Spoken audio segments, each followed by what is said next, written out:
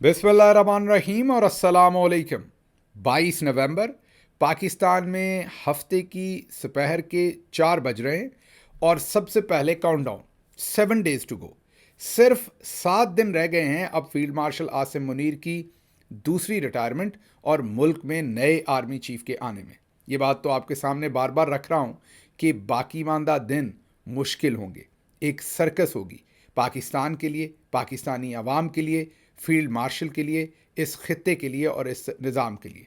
आज के व्लॉग में भी एक ऐसी ही खबर आपके सामने रखेंगे और वो है कि अब डीजी आईएसपीआर खुद से डॉक्टर्स के, जी हाँ, जो मुस्तकबिल के डॉक्टर्स हैं उनके नंबर काटना शुरू हो गए हैं। अगर वो डीजी आईएसपीआर का फंक्शन, उनका प्रोग्राम अटेंड नहीं करेंगे तो 5 नंबर मेडिकल यूनिवर्सिटी जो है काट लेगी। मैंने आपको कहा ना कि हर गुजरता दिन एक सर्कस होगी।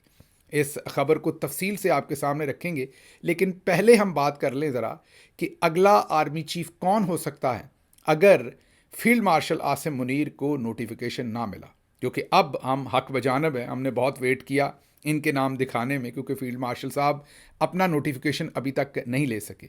एक बात वाजे कर दूं, इससे आपने कोई हिडन इशारा नहीं समझना। मैं, आपको पता है कि सस्पेंस नहीं बेचता, झूठ भी नहीं बेचता। सिर्फ और सिर्फ उनका नोटिफिकेशन जितना करीब हो गया डेडलाइन के, इसलिए अब हम जो कंटीजेंसी प्लान हो सकते हैं उनके बारे में आपके सामने बात रख रहे हैं। क्योंकि अगर अमूमी तौर पर देखें तो तकरीबन तमाम चीज़ें उनके कंट्रोल में लग रही हैं।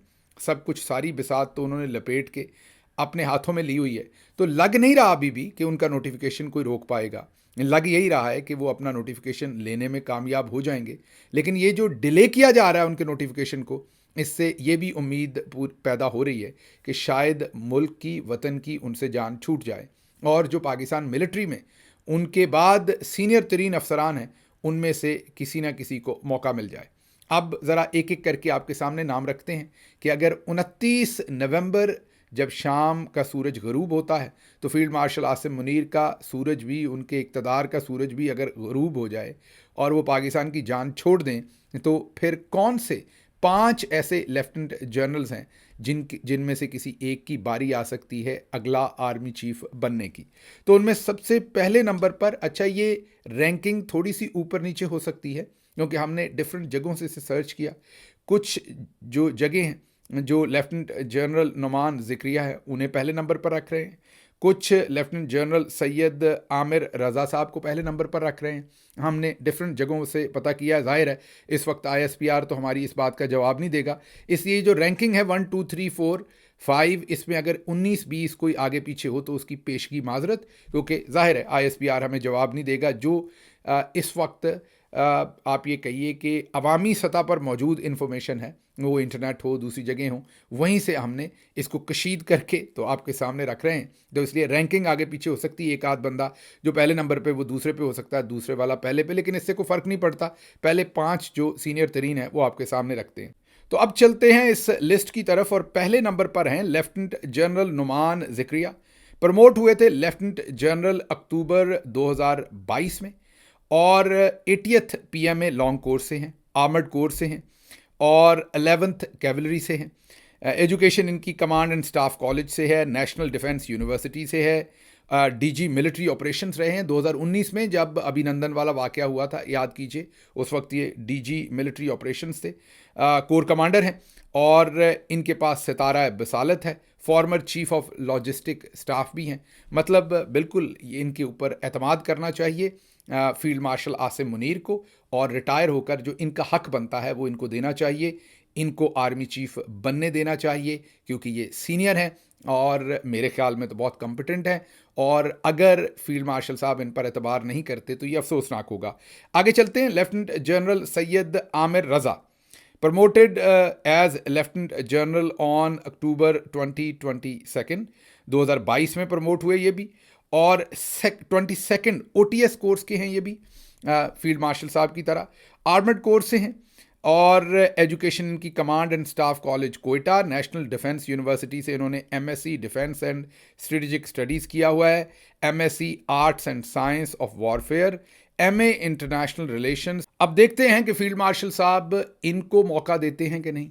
अगर वो पहले वाले जनाब लेफ्टिनेंट जनरल नुमान ज़िक्रिया को मौका नहीं देते तो देखते इनके ऊपर एतबार करते हैं, इन्हें मौका देते हैं पाकिस्तान आर्मी को लीड करने का या नहीं। इस वक्त चीफ ऑफ जनरल स्टाफ हैं, जनवरी 2025 में ये चीफ ऑफ जनरल स्टाफ बने। इससे पहले ये कोर कमांडर लाहौर रहे हैं 2023 से 2025 तक, और सुनने में आया था कि शायद ये किसी को पसंद नहीं आए थे तो इसलिए इन्हें तब्दील कर दिया गया था। बहरहाल इस वक्त ये चीफ ऑफ जनरल स्टाफ हैं।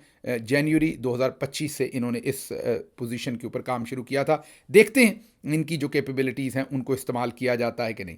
तीसरे नंबर पर लेफ्टिनेंट जनरल फयाज़ हुसैन शाह, ये प्रमोट हुए थे लेफ्टिनेंट जनरल के तौर पर अक्टूबर 2022 में, और 80th PMA लॉन्ग कोर्स से हैं। सिंध रेजिमेंट है, एजुकेशन मिलिट्री कॉलेज जेहलम है, पाकिस्तान मिलिट्री एकेडमी से ज़ाहिर है तालीम याफ्ता है या तरबियत याफ्ता है, और ये लाहौर के कोर कमांडर हैं जनवरी 2025 से। तो इस वक्त ये कोर भी कमांड कर रहे हैं, इनके पास पूरा एक्सपीरियंस है आर्मी चीफ बनने के लिए, जो जो चीज़ें रिक्वायर्ड होती हैं। देखते हैं कि लेफ्टिनेंट जनरल फयाज़ हुसैन शाह साहब से की जो कैपेबिलिटीज़ हैं उन पर फील्ड मार्शल साहब कितना एतबार करते हैं और उन्हें मौका देते हैं कि नहीं। चौथे नंबर पर lieutenant general Imad Hussain Shah promote हुए हैं एज लेफ्टिनेंट जनरल नवंबर 2023 में, और ये 81st PMA लॉन्ग कोर्स से हैं। इन्फेंट्री पंजाब रेजिमेंट कुछ कहते हैं, कुछ हमें इनकी कंफर्म इनके बारे में हमें पता नहीं चल सका। बहरहाल अक्सर लोग कहते हैं कि पंजाब रेजिमेंट से। Education Pakistan military academy command and staff college से इनकी एजुकेशन है, और ये कोर कमांडर गुजरावाला शायद वहाँ पर इस वक्त ये अपॉइंटेड है। Lieutenant general Asim Malik promote हुए अक्टूबर 2021 में, और ये PMA लॉन्ग कोर्स से हैं, इन्फेंट्री डिवीज़न से हैं बलूचिस्तान, और इनकी एजुकेशन भी नेशनल डिफेंस यूनिवर्सिटी से भी है, जो PhD US पाकिस्तान रिलेशंस के ऊपर है। उससे पहले इन्होंने मास्टर्स भी कर रखा है, और दूसरी इनके पास एजुकेशनल डिग्रीज़ भी हैं। इस वक्त ये DG ISI हैं। Lieutenant general Asim Malik retired हो चुके हैं वैसे तो ये, लेकिन ये इस वक्त एक्सटेंशन पे चल रहे हैं। वैसे तो इनके बाद वाले जो जनरल साहब हैं उनका नाम हमें यहाँ ऐड करना चाहिए था पहले 5 में, लेकिन इसलिए किया कि आर्मी चीफ आसिम मुनीर भी तो रिटायरमेंट के बाद ही आर्मी चीफ बने थे, तो अगर वो बन सकते हैं तो ये क्यों नहीं बन सकते। इसलिए हमने कहा कि अगर हम ऐसा नहीं करेंगे तो ऐसा लगेगा, क्योंकि अब तो रवाज है रिटायरमेंट के बाद भी आर्मी चीफ बनने का, तो जब आसिम मुनीर साहब बन सकते हैं तो आसिम मलिक क्यों नहीं बन सकते। नाम तो इनका भी आसिम ही है, तो इसलिए हमने कहा कि इनका नाम 5वें नंबर पर रखना चाहिए। ऐसा नहीं करना चाहिए कि इनके नाम को हम यहाँ से हटाएं। तो ये सूरत हाल है इस वक्त। ये 5 वो अफसरान हैं। अक्सर आप कमेंट लिखते थे कि जी कौन कौन से 5 मुतवक्के अफसरान हो सकते हैं, आप हमारे सामने रखिए। दोबारा जो सीनियर लोग हैं मिलिट्री से, आर्मी से, मिलिट्री बार बार कह देता हूँ, आर्मी से, और जो इनकी सीनियरिटी को समझते हैं, मैंने ज़रूर कहीं ना कहीं कोताही की होगी, कोई नंबरिंग ऊपर नीचे की होगी एजुकेशन में या इनकी कोर में, इनका जो एक्सपर्टीज़ है उसमें कुछ गलत बोल दिया होगा, उसके लिए पेशगी माजरत, क्योंकि मैंने आपको कहा कि बहुत लिमिटेड इन्फॉर्मेशन वो भी बड़ी मुश्किल से कशीद करनी पड़ी, और हमने आपके सामने रखी है कि ये वो 5 लोग हैं जिनमें से एक पाकिस्तान आर्मी के चीफ बन सकते हैं अगर फील्ड मार्शल आसिम मुनीर इनकी स्किल्स के ऊपर भरोसा करें। ये ध्यान में रखिए कि फील्ड मार्शल साहब के 3 साल गुजरने के बाद उनके जो साथ वाले थे वो ज़्यादातर रिटायर हो चुके हैं या अभी हो जाएंगे, इसलिए ये वो लोग हैं जो उसके बाद सीनियर मौजूद हैं जिन्हें चीफ बनाया जा सकता है। अगली खबर की तरफ चलते हैं और अब आते हैं हमारे बहुत ही, आपको पता है, दिलकश पर्सनालिटी, बहुत ही हैंडसम, जाज़बे नज़र, हमारे जनाब लेफ्टिनेंट जनरल अहमद शरीफ चौधरी साहब। वो गए डाउ मेडिकल कॉलेज, उन्होंने जाना था, और अब वहाँ की जो फैकल्टी है, डॉक्टर निदा और दूसरे लोग, ज़रा गौर कीजिए कि कितने हरासा हैं वो बेचारे।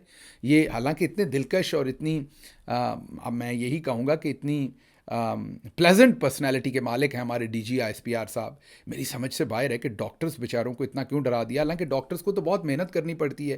ये जो स्टूडेंट्स होते हैं, यकीन कीजिए, इनका वो, हम वैसे ही कह देते हैं कि खून खुश किया होता है। मुझे नहीं पता अंदर वाइट ब्लड सेल्स और रेड ब्लड सेल्स इन बेचारों के कितने खुश किए हुए होंगे, क्योंकि मैं फिजिशियन तो नहीं हूँ, लेकिन जितना मेडिकल कॉलेजेस के अंदर फेंटा लगाया जाता है स्टूडेंट्स को, फेंटे का मतलब है पढ़ाया, सख्ती की जाती है, उल्टे ही लटकाए होते हैं बेचारे तकरीबन, ना उन्हें दुनिया का पता होता है ना अपना पता होता है। मतलब ये कोई ऐसा काम नहीं है कि वहाँ पर वो तफरी कर रहे होते हैं। ऑन टॉप ऑफ दैट, ये जो हरकत आपने उनके साथ की है मेरी समझ से तो बाहर है।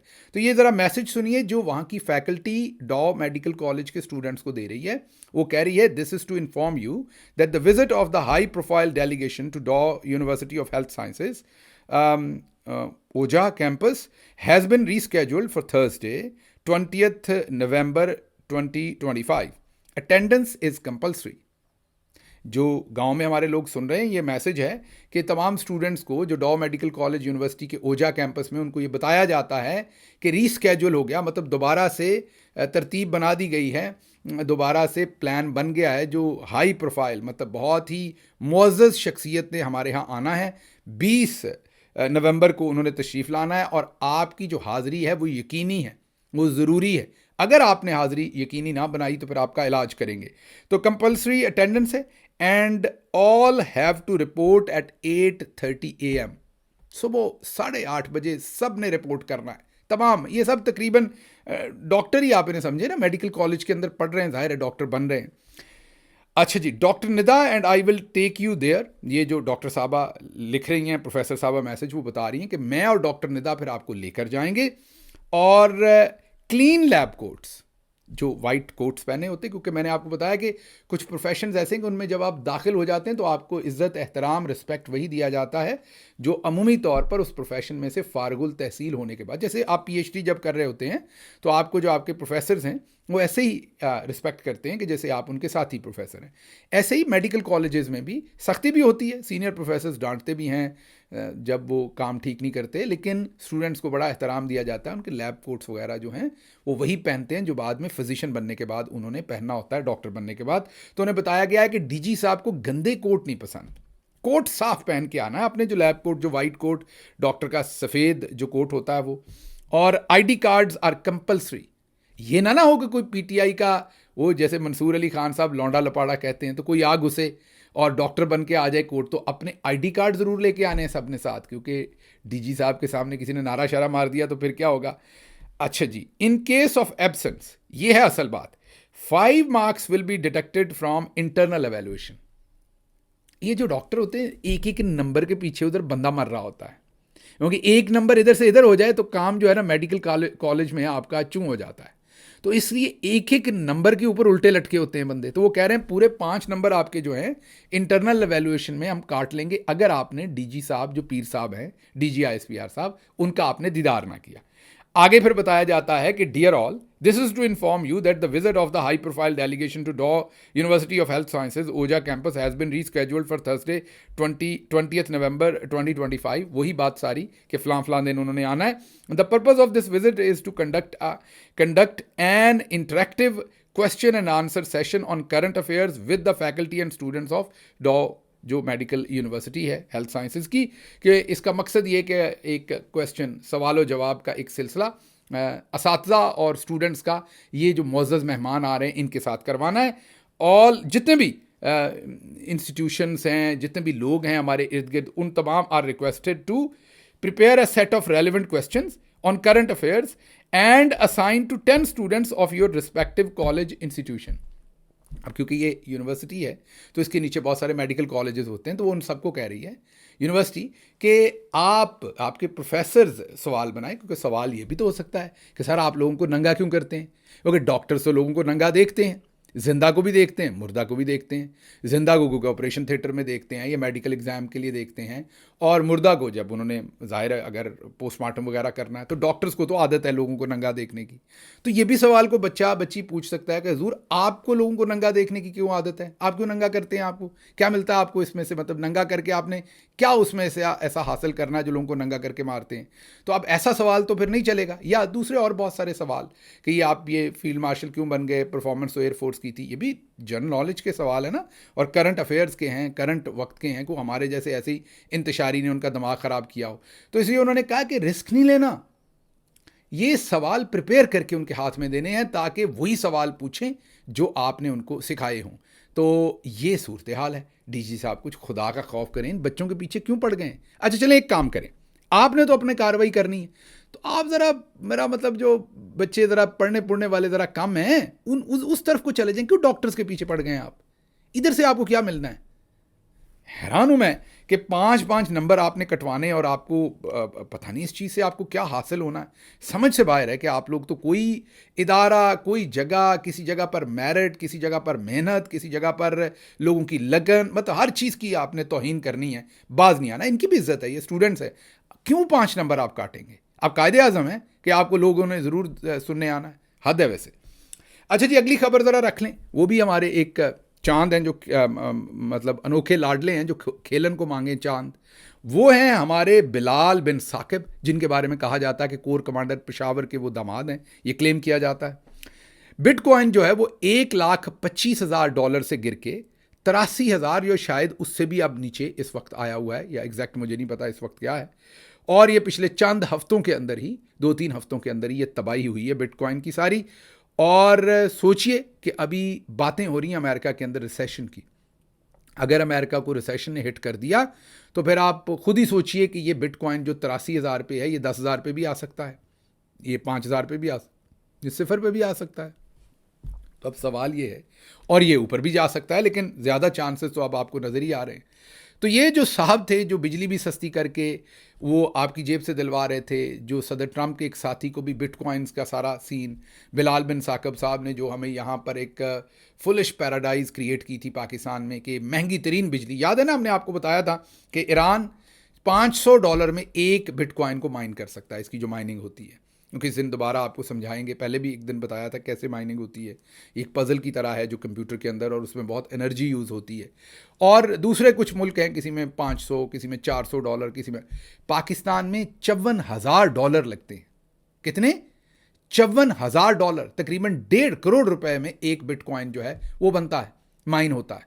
और पाकिस्तान को जाहिर है, तो ये अगर काम करना है तो ये दुनिया जो है वो ईरान में करेगी, या दूसरे मुल्क जो हैं, जो गल्फ़ के दूसरे मुल्क जहाँ पर एनर्जी सस्ता है वहाँ करेंगे जाके कंप्यूटर लगा के। यहाँ कौन करेगा? लेकिन वो बज़िद थे। अब ये मामलात, अगली खबर इससे भी इंटरेस्टिंग है हमारी अशराफिया की।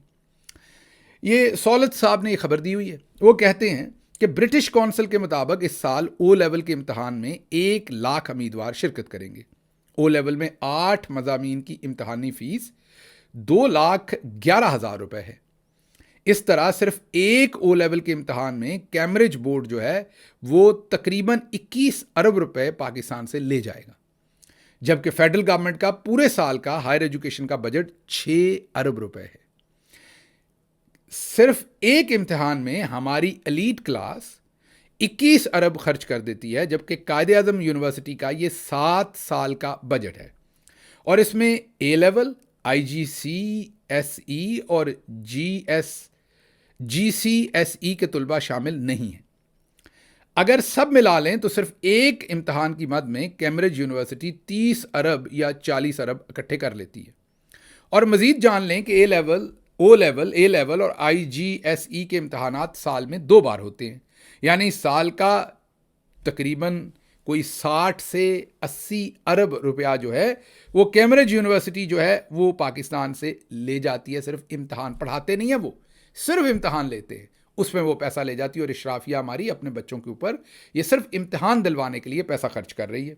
अमेरिकन स्कूल्स, पाक तुर्क स्कूल्स और बहुत सारे गैर मुल्की स्कूल्स और यूनिवर्सिटीज़ के कैंपस जो है उन्होंने अलग कमाई लगाई हुई है। और हम घर में घुसकर मारने की तैयारियां कर रहे हैं, जो हमने घर में घुसकर मारना है, जबकि बैनुल-अक़वामी तालीमी इदारे हमारे निज़ाम की कमज़ोरियों से फ़ायदा उठाकर हमारे घर में घुसकर हमारा माल लूट रहे हैं और हमारे ज़हीन बच्चों को भी बाहर खींच रहे हैं। दरअसल हमारा सियासत से ही नहीं, तालीम से भी कोई ताल्लुक़ नहीं है। थोड़ा नहीं पूरा सोचिएगा किस निज़ाम को रोएं, ये पाकिस्तान में हो रहा है। अशराफिया क्योंकि सेट है, उनकी गेम सेट है, उन्हें कोई परवाह नहीं है कि किस भाव क्या बिक रहा है। अगली खबर ज़रा आपके सामने रखते हैं, वो बड़ी इंपॉर्टेंट है। वो अदील राजा साहब ने एक अपील की है। अदील राजा अरशद शरीफ के फॉर्मर प्रोड्यूसर हैं। उन्होंने ये बताया है कि उन्होंने पहले कहा क्या है वो सुन लीजिए, फिर मैं थोड़ी सी उसकी आपको डिटेल बता दूँ। सुनिए। है कि अरशद साहब का नाम लेके जो भी कोई फंड रेजिंग कर रहा है, कुछ कर रहा है, आप प्लीज़, ये ओवरसीज़ पाकिस्तानी से मेरी दरख्वास्त है कि कोई फंड मत दीजिए। कोई अपने पैसों से करता है ज़रूर करे, मैं किसी को रोक नहीं सकता। यहाँ से पहली चीज़ ये क्लियर कर दूँ, हम लोगों का, अरशद साहब की फैमिली का किसी भी फंड रेजिंग से ज़ीरो कोई ताल्लुक नहीं, 0/0 ताल्लुक है। आप अरशद साहब के लिए कुछ कर रहे हैं, आवाज़ उठा रहे हैं, वो पाकिस्तान से ही उठनी है। हम यहाँ पर बैठ के देख रहे हैं अरशद साहब को जो इंसाफ मिल रहा है यहाँ से मिल रहा है, और यहाँ पर फिलहाल किसी के पास कोई ताकत नहीं है कि अरशद साहब को इंसाफ दे सके। तो प्लीज़ आप कोई भी पॉलिटिकल एजेंडा करें, किसी का भी नाम लगाएं, आप अरशद साहब का नाम लेके फंडिंग नहीं लें, कोई फंड ना करे। प्लीज़ मेरा ये आपसे गुजारिश है कि फंड ना किया जाए। आप लोग अरशद साहब का नाम लेके लोग भी मत इकट्ठे करें तो बेहतर होगा, लेकिन जो कराने वाले हैं उनसे मेरी दरख्वास्त है कि आप लोग प्लीज़ उनका नाम लेके फंडिंग मत इकट्ठा कीजिए। फिलहाल सुन लिया आपने। अदील राजा सबसे ये अपील कर रहे हैं कि अरशद शरीफ के नाम पर, अगर अरशद शरीफ शहीद, उनके नाम पर अगर कोई भी पैसे इकट्ठे करता है या किसी तरह से भी उनके नाम को दुनिया पूरी में कहीं बेचने की कोशिश करता है, तो आपने बराए मेहरबानी किसी तरह से भी कोई उनके नाम पर चंदा फंडिंग जो है उसमें हिस्सा नहीं लेना। और उसकी उन्होंने वजह बता दी कि उनकी फैमिली ऐसा कभी नहीं चाहती। एक दफ़ा लोगों ने खुद से ही, जब उन्हें शहीद किया गया था, तो फैमिली से पूछे बगैर किसी एक शख्सियत ने फंडिंग इकट्ठी कर ली थी। तो फिर फैमिली ने कहा क्योंकि अब आपने कर ली है तो आप इसे किसी यूनिवर्सिटी में दे दें। तो उन्होंने कहा कहाँ? उन्होंने कहा अच्छा नस्ट में दे दें, और नस्ट यूनिवर्सिटी में वो फंडिंग दे दी गई थी, स्कॉलरशिप क्रिएट कर दिए गए थे। अब उसके बाद उनकी फैमिली ने यही कहा हुआ है कि उनके नाम पर आप किसी किस्म का कोई चंदा इकट्ठा ना करें। उसकी वजह यह है कि अरशद को जो लोग जानते हैं, वो जो करीब से जानते हैं, बहुत सारे लोग तो उन्हें उतना करीब से नहीं जानते, लेकिन जो जानते हैं वो तो अपने जो बहुत ही करीबी दोस्त हैं उनसे खाना खाने के रवादार नहीं थे। तो अरशद शरीफ की फैमिली को पता है कि उनकी रूह कभी भी नहीं चाहेगी कि उनके नाम पर कभी भी कोई भी चंदा इकट्ठा किया जाए। इसलिए मैं भी आपसे यही रिक्वेस्ट करूंगा। और दूसरी बात यह कि अरशद कोई लावारिस नहीं है कि उनके बारे में ऐसी बातें की जाएं। उनका पूरा ख़ानदान मौजूद है, उनके बच्चे हैं, उनकी बेगम हैं, और उसके साथ साथ उनके दो बहुत ही करीबी दोस्त, यही अदील राजा और उस्मान, ये उनके राइट एंड लेफ्ट हैंड हैं।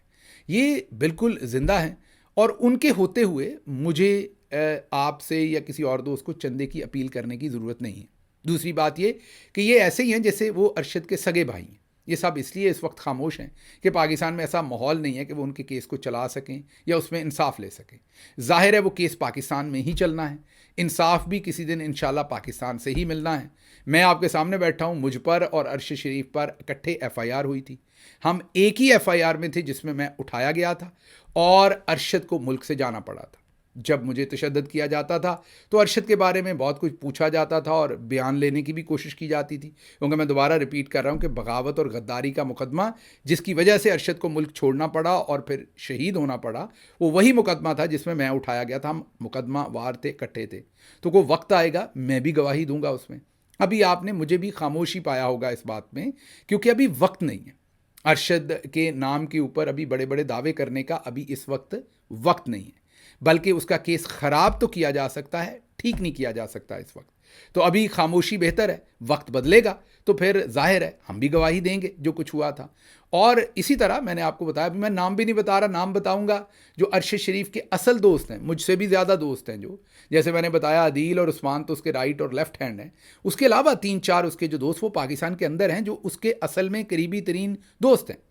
और उसके बाद मैं यही रिक्वेस्ट करूंगा सबसे कि ठीक है, अरशद एक बड़ी प्लेजेंट पर्सनालिटी का और हर दिल अजीज़ पर्सनालिटी का मालिक था। जो भी शख्स उसे मिलता था वो उसको यही लगता था कि वो उसका दोस्त है, भले एक दिन की दोस्ती हो, भले 2 साल की हो। लेकिन मैं सब लोगों से ये गुजारिश करूँगा कि जब आप किसी भी शख्स को, जिसकी फैमिली है, जिसके मैंने बताया कि अदील और उस्मान जैसे राइट और लेफ़्ट हैंड हैं, जब अदील को अब मजबूर होकर ये मैसेज देना पड़ा तो फिर बेहतर होता है कि उनका इंतज़ार किया जाए। उनसे ज़्यादा तो किसी और को अरशद का गम नहीं हो सकता ना, तकलीफ़ नहीं हो सकती या नीड नहीं हो सकती कि अरशद को इंसाफ मिले, अरशद के बच्चों से ज़्यादा, उसकी फैमिली से ज़्यादा। तो इसलिए बिल्कुल मैं ये नहीं कह रहा अरशद का नाम नहीं होना चाहिए, अरशद का जिक्र बिल्कुल जो कर सकता है करे, अरशद के साले सवाब के लिए भी कुछ करे, लेकिन उसके नाम पर जो फंडिंग इकट्ठी करनी, पैसे का लेन देन है, मैं वैसे भी आपको मेरी आदत का पता है कि किसी तरह के भी पैसे के लेन देन से मैं दूर रहता हूँ। अरशद के मामले पर तो मैं खुसूसी कहूँगा, वो शहीद हो चुके हैं, बराए मेहरबानी उनके नाम पर जो लोग भी ये काम कर रहे हैं वो हमारी रिक्वेस्ट समझ लें, मिन्नत समझ लें कि इस काम में ना पड़े। अच्छा जी, आगे चलें ज़रा। लाहौर रायविंड में कार्रवाई, 3 मुबैना अफराद की गिरफ्तारी, TLP से उनका ताल्लुक जोड़ा जा रहा है, असला बरामद हुआ है और इसको जाहिर है मरीम नवाज़ साहबा की सिक्योरिटी के साथ जोड़ा जा रहा है। ये खबर दी है मज़हर बरलास साहब ने और दी है सियासी लोग चौधरी ग़ुलाम हुसैन साहब और मज़हर बरलास साहब वगैरह एक वीलॉग करते हैं, दोस्त इकट्ठे मिलकर, और सियासी लोग उसका नाम है। और अगर आप YouTube में सियासी लोग लिखेंगे तो वो वीलॉग सामने आ जाएगा। ज़रूर देखिए जब आपको वक्त मिले, क्योंकि इस तरह की जो स्टोरीज़ पंजाब से रिलेटेड अक्सर मुझे वहाँ पर देखने को मिलती हैं। चौधरी साहब पर तो आजकल पाबंदी है उस वीलॉग में बैठने पर, लेकिन दूसरे लोग बैठते हैं और वो बातचीत करते हैं। तो आपको अगर मौका मिले तो आप ज़रूर उसको देखिएगा। बिलावल उनके भतीजे हैं चौधरी साहब के, वो मेरा ख्याल इस वीलॉग को कंडक्ट करते हैं। अच्छा जी, अगली खबर जो आपके सामने रखनी है वो IMF ने हुकूमत से ये कहा है कि 2026 से आला ओहदेदारों के असासे आम करे। मतलब ये जो बड़े बड़े ब्यूरोक्रेट्स हैं, आला ओहदेदार हैं, इनके जो असासे छुपाए हुए हैं, कितना कितना माल बनाया हुआ है, किसी को पता नहीं चलता, ये भी ज़रा आम करें। तो ये करने तो 2-3 साल पहले थे, लेकिन ये स्टैगर करते जा रहे हैं, आगे करते जा रहे हैं। और आप देखते हैं अभी भी ये 2026 में भी करते हैं कि नहीं। इस पर मैं तफसीली बात करना चाहूँगा। इस वक्त ज़रा वक्त ख़त्म हो गया, किस दिन फिर इस खबर के ऊपर तफसील में बात करेंगे। मुझे यहाँ से इजाज़त दीजिए। अल्लाह आपका हामी और नासिर हो। पाकिस्तान जिंदाबाद।